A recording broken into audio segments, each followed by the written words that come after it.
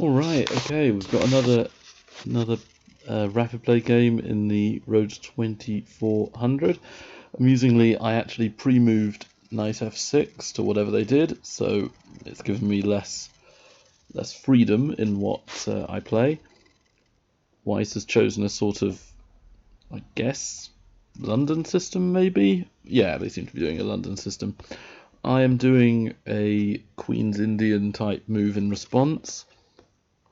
This is perhaps not as popular as it once was. There have been a few games with AlphaZero playing against this setup, where AlphaZero as white has been giving the Queen's Indian maybe a bad name in a way, because it's been absolutely crushing it.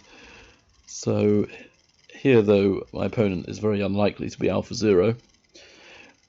Generally, black wants to play c5 and d5 at the right moment, so I can hold off on d5 one more move. Let's go c5. See if I can upset the balance here by creating tension. Two pawns both able to take each other, and generally the side who releases tension first is not so good. Taking with the pawn would strengthen my center, so it's probably the best move. But I'm going to take with the bishop, because in the Queen's Indian, you often want to occupy the center with your pieces, not with your pawns. My opponent wants the bishop pair off me, and I'm saying no bishop pair for you. I'm going to play bishop back. Now, d5 may not be the right move, so let's not do it then. Let's go d6. The plan could well be to play d5 later. I'm just experimenting a little bit here. I expect white to use the d file with queen d2, rook d1. They don't. They move a pawn. That looks suspicious, so let's improve the knight. Notice how knight b d7 would not be so good, because my d6 pawn would hang. They could take it. Knight c6 blocks in my b7 bishop, so I don't want to do that move either. I'm planning on jumping into the center with knight to c5. Then maybe going to e4, depending on how white reacts to my moves. So everything's developed for black, except for the rooks and queen. They could both the rooks could be better. Alright, let's go knight c5, improve one of our worst pieces, which is the knight. And depending on what they do, I may move the queen to b6 if my b-pawn is taken, if my b-pawn takes the knight on c5, if they capture me. If they don't do anything, I'm thinking of maybe playing queen c7, putting my rooks on d and c, but they have taken me. So d takes is the boring move. Let's do b takes. Control the center more. I'm now changing my approach to the Queen's Indian. Normally I would keep my pieces in the center and not have all those pawns in the center, but white seems to be intent on giving me an advantage in the center with my pawns, so let's use the advantage. I do have e5 here, which could be very nice. First I'm going to go rook d8, just to solidify. White does have a very small pull on the queen side. They have 3 pawns, A, B, C. I've only got A and C, so they've got maybe a majority on the queen side. So that means my d5 pawn needs to become active. Alright, let's go for it. Let's go d5. My plan is to push d4 if they don't stop me. If they take me, I guess I'll have to cross that bridge when I come to it. I'm thinking of knight takes. Attacking the f4 bishop, making it move, and then doing stuff, but my c-pawn would be all alone. So instead, let's just play normally. Have hanging pawns. 2 pawns side by side, which are not able to be pushed forwards, really, because if you push one of them, then the one behind it becomes weak. So I need to push very, very carefully. I have to really consider whether or not to push the pawn and when to push it. Because if you do it at exactly the right time, it can become very strong. Usually, though, it's very hard to play with hanging pawns. Right, so I've got my bishop and queen both pointing towards their king on b7 and b6. My rooks are in the perfect place, supporting my pawns, half-open files. My knight on f6 is not that great, and my bishop on e7 also is underwhelming. So, as a plan, I have knight to e4 with bishop f6 as the continuation. That's my piece moves. And d4 is the move I'm thinking of if I want to push a hanging pawn. I push d4, they take me, I take back with the pawn, and I am doing a discovered attack on their queen. Now, if I let white have too much here, and I push c4, they'll take me and unveil and attack on my queen. So now I'm going to push. I'd be spending a lot more time on this if it was not a blitz game. This also improves my pieces. Wow, they've done a move I did not expect. Alright, let's make the most of things. My knight was one of my worst pieces, remember? So I'm going to make the most of my knight. I'm attacking their bishop on f4. I've also got the c3 square for my knight, which would be forking, well, the two rooks and the bishop as well. I'm not so interested in the bishop, though. I'm more interested in things that aren't the bishop. Alright, so where do I want my pieces to be? Or not to be?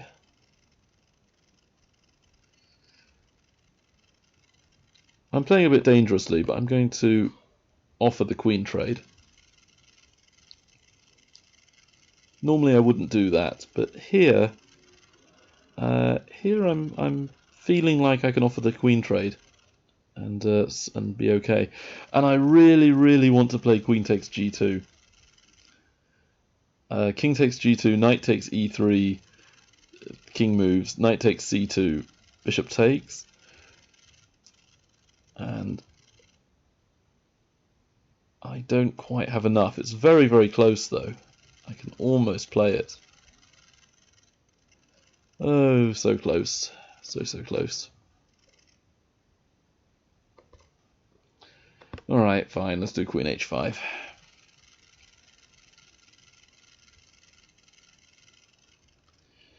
Oh, now they're playing boring. Why are they playing these moves at me? Right, okay, so it's possible I've actually managed to force a draw, which is not ideal. Don't really want draws.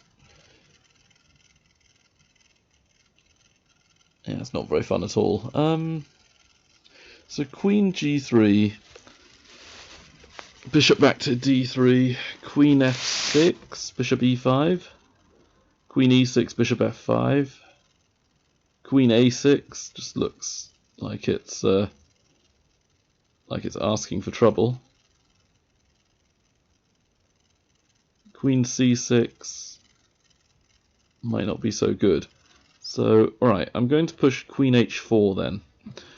Queen h4 has the benefit of not being attacked by their bishop. They are attacking me with the other one.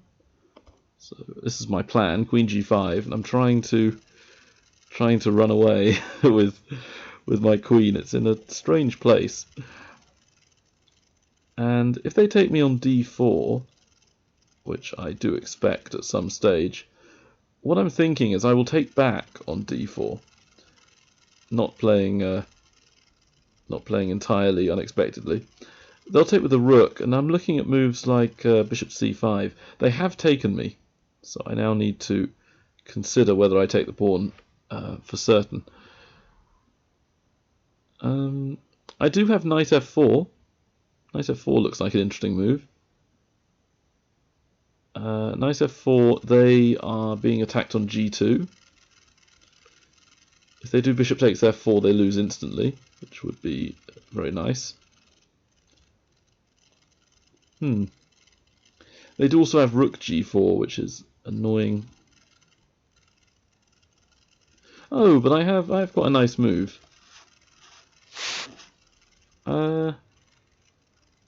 It's probably terrible because it just looks awful, but I am going to play it because it might be a bit of fun to play this move. After rook takes d4, I'm planning knight to e3, or I'm hanging my knight. I'm having lots of things that can be taken, and the idea behind all this is that I might potentially have something in this position. If they take me with the knight, they lose their queen. If they take me with the pawn, they lose their bishop. So let's take it. Oh, whoops! Ooh, I nearly touched the rook by accident. There you go, take the rook. Take the rook with the bishop. So they can't actually take my knight. Well, I say can't. They probably shouldn't take my knight. And they've taken with their pawn. Okay, so queen takes. I'm now threatening mate in 1. Mate in 1 is usually pretty serious. I don't quite see a mate though. It's one of those many positions I have where it feels by all rights as though there should be a mate. But it turns out I never seem to have one. Bishop f3 doesn't work because I take their bishop with my own bishop. Bishop f1 is what I expected. Now, time to see if this is worth anything. Bishop c7. A move which is threatening queen h2 with advantage. I think it's with advantage. And you know, white's in a bit of trouble. You know, if they don't play the right moves, they could suddenly end up getting mated very fast. I don't actually see what I do after queen h2. It just looks very scary. Bishop g3, king e2. Bishop takes g2 might be winning. In fact, I think it might be winning directly, actually. Okay, scratch that. I seem to win. If they allow queen h2, bishop g3, bishop takes g2. So at least I'm getting a pawn. And that's good for me because I am 1 pawn down right now. So if I get a pawn back, I would have the initiative. I'd have the bishop pair. I'd have lots of good coordination between my forces. And I'd have a plan as well. I'd have a very simple approach. And a good pawn structure for the most part. White would have none of those things. And they're entering, in about 30 seconds time, they're entering the blunder zone where mistakes often happen. So, little game, see if you can find the 3 worst moves White has on the board. Actually, no, the 4 worst moves White has on the board.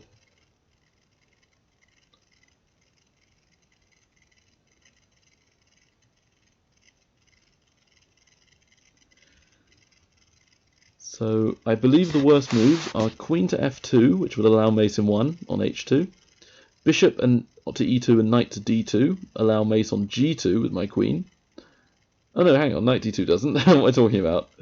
Knight d2 does not allow mate on g2, so knight d2 is not the worst move on the board. Although it would allow queen h2, king moves, bishop g3 winning their queen, so it's still terrible. And the other move that's awful is king to h1, which would allow queen h2 mate. They have done bishop d3. Wow, bishop d3 might actually be okay. Again, has absolutely no right to be okay, but it's a move. Okay, so queen check, king f1 is now what I have to worry about. Queen check. Okay, I have to play it. It's too good not to play it, if that makes any sense. They have to go king f1, I think, because if they don't do king f1, I take on g2 and I blast my way through. Okay, they have moved their king. So now, I believe queen h1 forces the king to move to the second rank, which will interfere with their queen's protection of g2. So I'm definitely winning at least a pawn back, if not more. They have done this. Check. And it's possible that my attack doesn't quite get through. Not quite good enough. But again, the worst case scenario is that I've got I've got a pawn or so for it. So this is not the worst thing that can happen to me. Yeah, king moves. I don't see a win. Unless queen h1 is a win. King moves to d2, bishop a5, pawn b4. Pawn b4, I don't think I have enough. Queen back to g2, king moves. Queen takes queen, I don't have the attack. Ah. Oh well.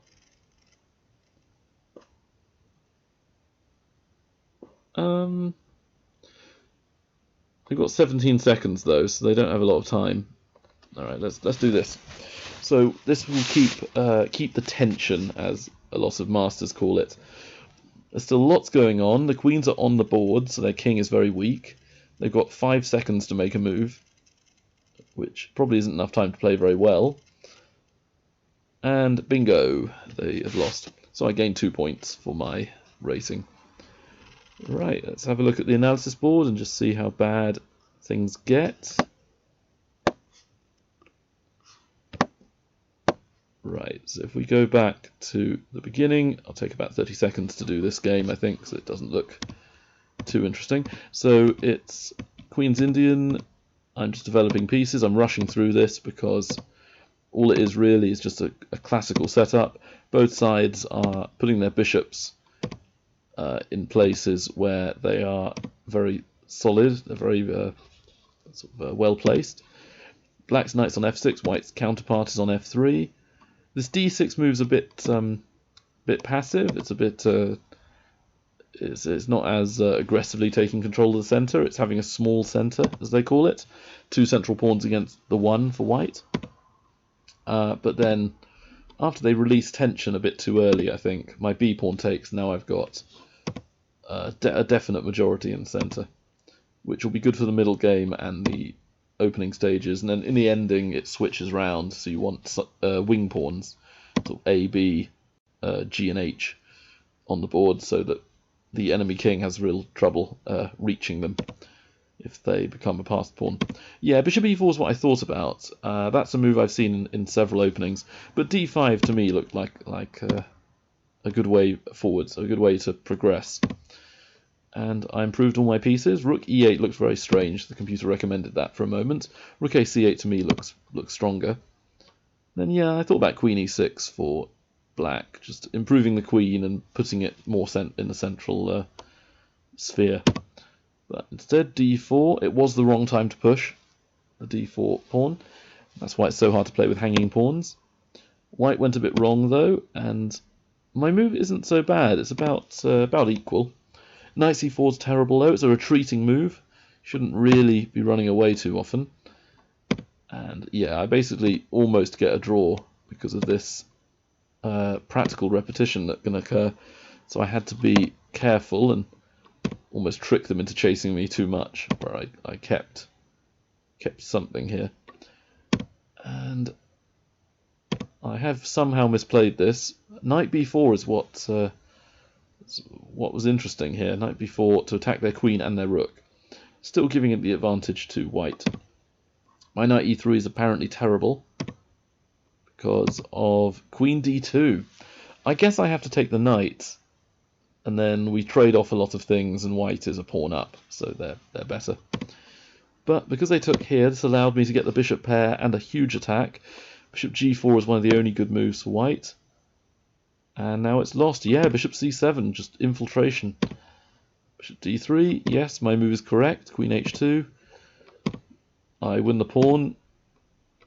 Take here. I couldn't see the win. Queen h1 is actually the computer-like move, but the reason it's saying that is because